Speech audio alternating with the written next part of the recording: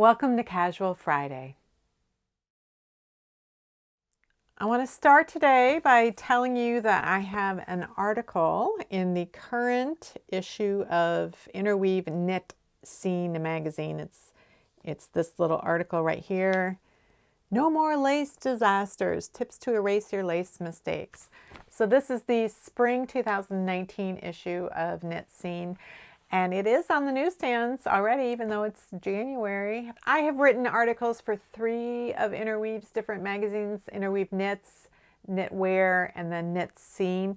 So anytime I have an article in one of Interweave's magazines, when the issue hits the newsstands, that article is also posted on their blog. And so this article was posted on, I think it was Monday, on the Interweave blog, and I'll put a link down there below. I'll also put a link to the Pages tab in my Ravelry group where you can find links to all of my past articles as well. So you'll be able to find both the link to this new article as well as a link that will take you to a list of all of the links to previous articles. So in the past few weeks, I have been working sort of simultaneously on 2 sweater projects. I've been working on this Edwardian sweater that was published first in 1904. And because I was trying to understand how it was constructed. So I've been giving you updates on that the past couple of weeks. And I've also been designing an Aran sweater for myself. So the past few weeks I've kind of shown you my swatching and charting process as I work out what my final design is going to be. So I did kind of finalize my design, at least in terms of the body of the sweater. I still haven't quite figured out what I'm going to do up here for sure, but I have time to figure that out, and I've been charting some things out. I'll probably swatch for that as well in the next couple of weeks as I work my way up the back of the sweater. So I'm going to show you in the overhead my final swatches and compare those to my original swatches, and then explain a little bit about how I calculate how I'm going to do the ribbing and make the ribbing flow into the cables. So 2 weeks ago, this was my idea for the Aran sweater. I wanted this sort of center panel that could be enlarged if I needed to. You can keep adding more of these and making them wider. And this particular cable right here, I thought I would repeat upside down here. So I was using moss stitch at the sides. So that was my initial plan, but I decided I didn't really enjoy working these particular cables. So I wanted to get something that was similar to this in idea, and I came up with this one. And this one I actually did decide to make wider than this. This has got 2 loops in the center, now has 3 loops in the center with 4 loops up here. And I did like this cable pattern, and this one, I eliminated that one, and I went with seed stitch, which replicates what's in the center here. So one of the problems I had to solve was centering this. I believe this is a 12-row repeat right here. This is a 24-row repeat. So as I'm working up the back of the sweater, I want to make sure everything starts and ends in a visually pleasing place. And so there are 2 of these repeats in every one of these. And I wanted to make sure that it was centered in a way that's pleasing. So one of the things that I have noticed about cables, I don't quite understand why this is true, but I do know that it's true. If I were to completely center this cable, so that I started with a few rows and ended with a few rows of the straight, when you looked at the finished result, it would look like I had a lot more rows at the end than I did at the beginning. It would appear that this crossing occurred much earlier than it actually did, and that this one finished much sooner than it actually did. So what I wanted to do was shift this upwards within the course of this repeat so that the long expanse was before. I didn't divide it evenly. I didn't have it at the end. That I put all of the straightaway parts at the beginning of the repeat, and so that this one would be crossing really close to the end of the repeat, because I think this sweater is going to be ending on a full repeat. So I wanted to get everything centered in a way that was going to work visually for that. So the next thing I needed to do was to rechart how I did want everything to look, and then knit using the actual yarn. So I used this lighter color yarn so I could really see what was going on, because the yarn that I'm going to knit the sweater in is quite dark. So this is my swatch for in the actual yarn, the Zwartbles yarn. So you can see I did make this whiter than I had originally swatched. And what I've got going on here, these are 2-stitch twists right here, and then this is just a single column of a twisted knit stitch. And I put these in here, and I put one over here too, just because I thought I was going to need a little extra width. Now I also knew that although this is the same yarn weight as the yarn I was swatching, the lighter colored yarn I was swatching with, it's a different breed of wool, and the qualities of the wool are very different. This is a very sticky yarn. So I needed to confirm that my gauge was what I thought it was going to be when I knit this, so that I would have the correct number of stitches that I needed. And what I found was that this is a little bit wider than the Cascade 220 I was using when I swatched with it. And this yarn is pretty sticky, so when I switch between knits and purls, the yarn kind of grabs and it tends to, so it just creates a little bit looser effect. So what I ended up doing was taking out these single twisted columns and then the 2 stitches of purls that were next to them for these 2 columns. And then I changed this single column of twisted knits to another column of 2-stitch twist, so a 1/1 cable. So I did that. And then I measured what the gauge was for my seed stitch here, so I would know how many stitches I actually needed when I knit my sweater. So the next thing I needed to figure out was how many stitches I actually was going to cast on for in order to do my ribbing. And then I needed to figure out how many stitches I was going to increase, and then how that was all going to get laid out. This right here is one of those 2-stitch twists, little one crossing one cables right here, and I want those to come all the way down to the ribbing. So my idea was I was going to have probably, if it was going to work, I wanted a knit 2 purl 2 ribbing for the sweater. And I wanted these 2-stitch cables to come all the way down into the ribbing. So functionally these would replace 2 knit stitches. They are 2 knit stitches, but so they're replaced 2 knit stitches, and they would be flanked on either side by purls. The reality, and the other thing I wanted was for the ribbing to flow into the cables as much as possible. And so this is a tricky thing to do when I have that many sort of criteria. I want the ribbing to flow into the cables. I need to add extra stitches, and there's certain elements that I want to extend from the ribbing into the actual body of the sweater. So these columns of gray are no stitch boxes. That means that anything that isn't gray along here is going to be a ribbed stitch, and then at the end of these gray columns is where I'm going to be doing increases so I can get up to the stitch count that I need in order to work the cables and have the width all be compatible. So how do you figure out how many ribbing stitches you need? Well, what I do is I figure out, well, how wide is the actual sweater that I'm going to knit? How many stitches would I be using if I were knitting it in stockinette? And that's how many stitches I use for my ribbing. So that's how I figured out, you know, how many stitches in ribbing I wanted. I wanted about 100, and then I needed to get up to 120. Now I was willing to give or take a couple of stitches here if I needed to, but 20 stitches ended up being what I needed to do. So here's the result of that. In some cases I have single columns of purl stitches, and some cases I have columns of 2 purls. Just depends on how it worked out.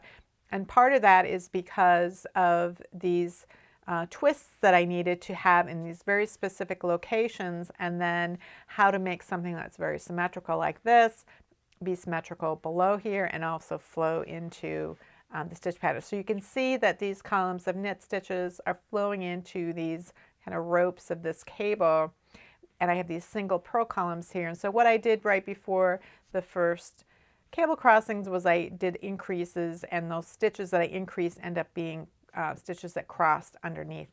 I did a video on this a few weeks ago about that technique for increasing for cable patterns. So you can see here, this column of 2 knits turns into that rope, and this one turns into this one right here. Where I had trouble was I did these increases when I did all the other increases, so I had all this extra fabric for 5 rows before I actually did the first crossing. And so this is a little fuller right here than I would really like. But I left it there. I didn't really realize I had done that until I got quite a bit further along, and I didn't want to rip it out and fix it. This is one reason I start with the back of a sweater, because any sort of little anomalies like that are not going to be obvious to anyone else. I certainly won't see it when I'm wearing it. But so this is the reason I'm going to stretch out the ribbing a little bit. You can see how the ribs flow into the cables. If you're interested in learning more about the history of Aran knitting, I do have a couple of book suggestions that you might find interesting. I've mentioned this book a few times the past couple of weeks, Alice Starmore's Aran Knitting. She's got a nice chapter on the history of Aran sweaters and just the history of knitting on the Aran Islands. She has definite opinions about sort of the evolution of Aran knitting that I'm not sure I buy 100%. She can be a little dismissive about other theories or hypotheses or suggestions about what may have taken place, and seems quite certain of herself in terms of how she interprets evidence that she has. So she has actual evidence, and she has facts, and she has wonderful museum photographs of sample garments, and then she makes a series of statements about how she believes that all of that information should be interpreted. And I think she's probably right about a lot of it, but may not be right about all of it. So that's one book. I think if you take all of the information that comes from good sources, you take all of it as a whole, then you can maybe get a good sense of what probably is true and what is maybe speculation on one author's part versus another.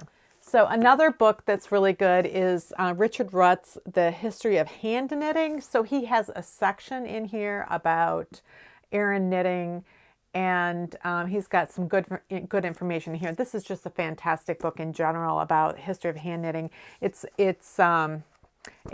really just a gold mine of information, and I had misplaced it for a while. I just found it finally today, shoved in the back behind some of my other books. So then this third book is called The Aran Sweater, and when I first heard about this book, everybody referred to it as the Little Aran Sweater book, and that was what I had Googled for, and then it was just the Aran Sweater book, and there was a picture of the book on the computer, and it looked the same as any other book looks like in a picture. And then I received it, and this is why it's called Little Aran Sweater Book. It's because it is little. It's only about 60 pages long, but it has a really concise and well illustrated history of knitting on the Aran Islands. It includes information that isn't included in these other 2 books I recommended. It just focuses completely on the history of the Aran sweater and of knitting on the Aran Islands. It's a fascinating, it's a tiny little book. If you can find it in a library, that'd be great. I bought mine, but it's a really nice little book. It's by Deirdre McQuillan. I'll put links down in the description on all 3 of these books. So one of the things I love about knitting sweaters is how many choices I have, not just in terms of choices in patterns, but choices in construction methods. Now, some knitters will wonder, why are any sweaters still being designed and to be knit flat in pieces? Why wouldn't just everything be knit seamlessly? It doesn't make sense. While other knitters will complain about how many new sweater designs are being knit to be knit in the round and seamlessly, because they prefer knitting flat. Maybe they're a pit knitter or whatever, but those knitters prefer knitting things in pieces and then seaming them up. And I really prefer having all of these choices. So as I've been working on this Edwardian sweater and spending more and more time looking for historical knitting patterns and really trying to understand the construction methods, I've come to a realization about why we have these two very different methods of constructing sweaters and why it's so beneficial to have both of them. So last week I talked about sort of the origin story of the sweater as we know it. But there was a predecessor to the sweater, and that was the Gansey, which was a fisherman's knit shirt that was worn by fishermen on the coastal areas of England and Scotland, the Netherlands, and then eventually down the west coast of Ireland. And it was used, it was like a uniform of the fishermen for a couple of hundred years.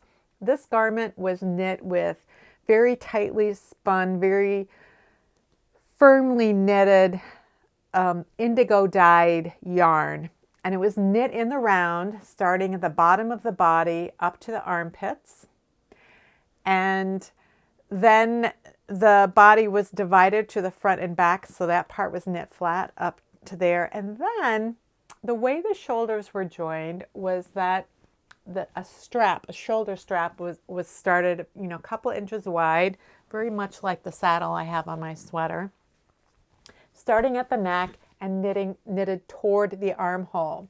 The stitches on the front and the back were still live, and as they knit back and forth across this little narrow strap, they would join together with a live stitch on the back and then knit across the row and join to a live stitch to the front, back and forth, and that's how it was joined. It was a really ingenious construction method, and it was used for several hundred years to make these sweaters. The sleeves were then knit from the armhole down toward the wrist, and they were knit a little shorter than you would want a sweater today to keep your arms warm, because they would keep those cuffs from getting wet and getting caught on anything. These were very, fitted knit shirts.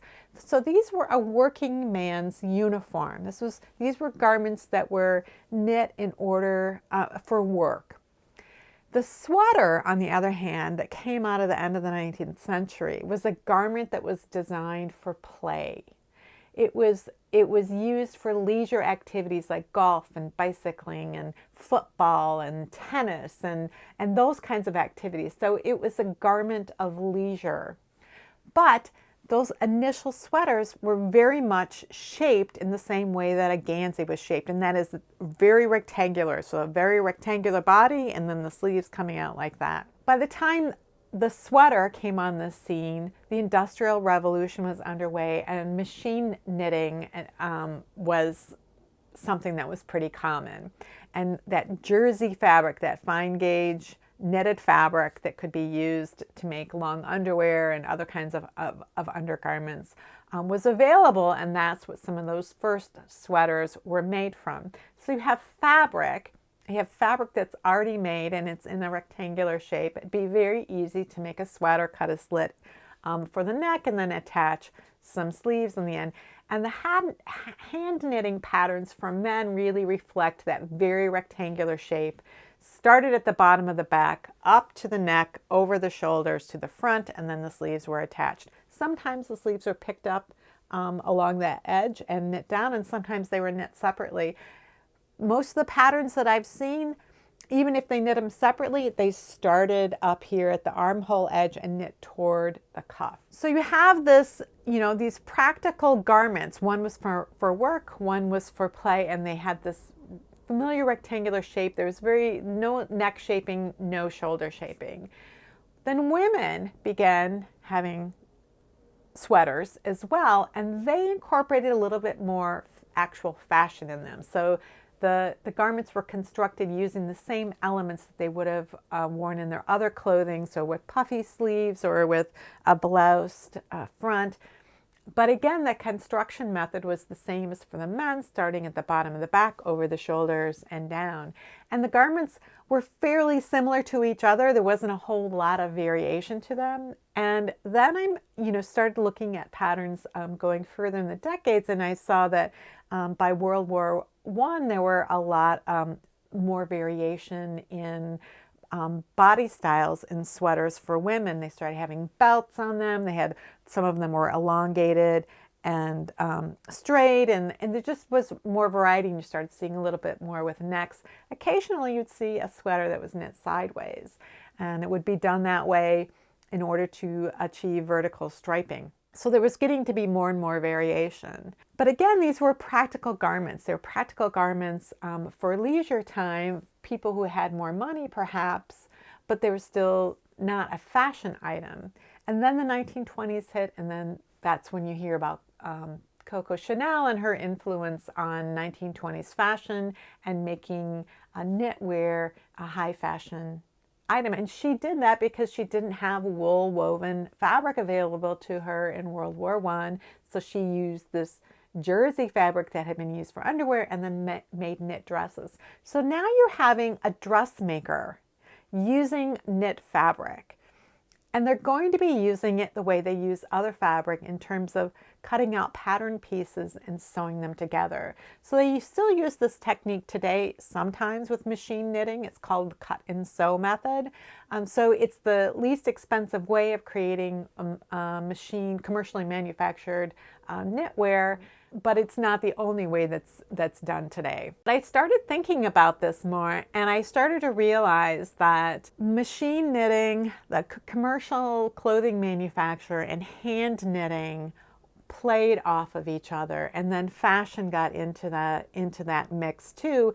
And those three things together are what have caused such a huge variety of choices that we have today with knitting. So one of the things I've been looking for is when shoulder shaping entered the picture, because this business of knitting the body of the sweater in one piece, even if it was seamed at the side, meant that there was no shoulder shaping.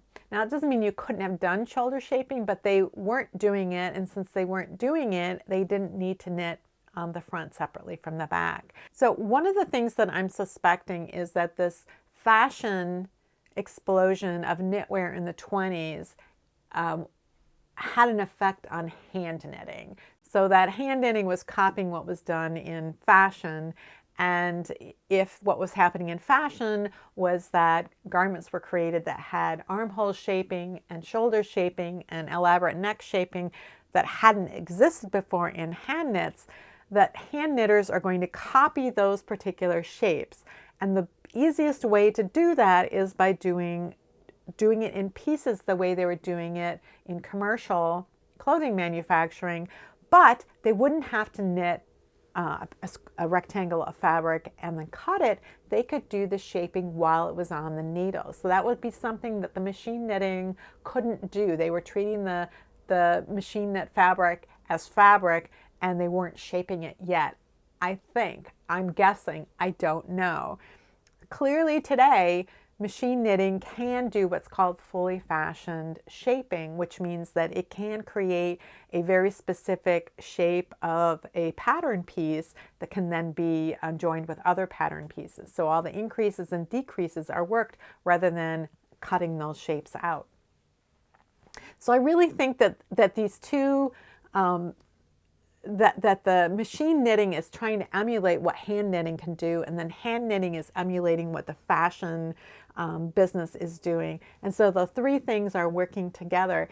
And it's because of that that we have so many choices today. So I would hate to see that, all flat knitting and seaming was eliminated in favor of only knitting in the round. There's no way we could have gotten to some of the really elaborate shaping that we have when knitting in the round seamlessly if we hadn't had those dressmaking skills introduced in the middle of it.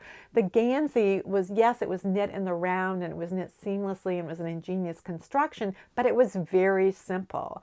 And to go from that to something that you see in fashion would have been a giant leap. So this going from in the round, completely in the round in a simple shape, to complex shaping in pieces, to then circular knitting, seamless knitting with complex shaping is really an interesting evolution. But it also means that a knitter today who has never knit a sweater has access to all of those techniques, to all of the methods of knitting sweaters in the past 120 or so years, and can start with something that's very simply shaped, that's basically rectangles, and end up with a garment that's wearable and comfortable and warm that they can feel proud of. And then they can work their way through the evolution of how sweaters are constructed until they get to something that's really quite elaborate, or just as elaborate as they would like to go. So I personally really like to be able to say, here's what I want to knit, here's what I want my neckline to look like, here's what I want my sleeves to be like, and here's the stitch pattern I want to use. Now, given all of those things together, what is the best construction method for me to get the result that I want? That's it for this week's Casual Friday. If you have any comments or questions about today's video or suggestions for videos you'd like to see in the future, you can leave those down in the comments below or join the discussion in my Ravelry group, Rocks.